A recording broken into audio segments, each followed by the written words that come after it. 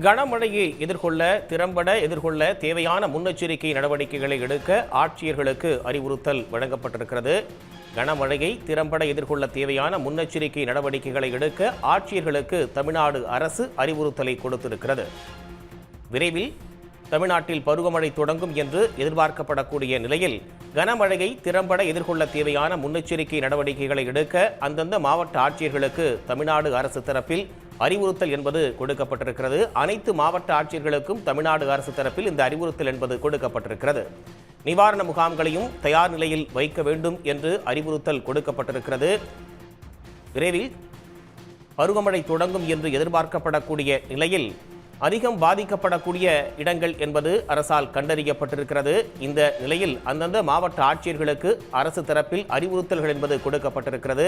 நிவாரண முகாம்களை தயார் நிலையில் வைக்க வேண்டும் என்றும் அனைத்து முன்னெச்சரிக்கை நடவடிக்கைகளையும் எடுக்க வேண்டும் என்றும் ஆட்சியர்களுக்கு அறிவுறுத்தல் கொடுக்கப்பட்டிருக்கிறது. கனமழையை திறம்பட எதிர்கொள்ள தேவையான முன்னெச்சரிக்கை நடவடிக்கைகள் எடுக்கப்பட வேண்டும் என்று மாவட்ட ஆட்சியர்களுக்கு தமிழ்நாடு அரசு தரப்பில் அறிவுறுத்தல் என்பது கொடுக்கப்பட்டிருக்கிறது.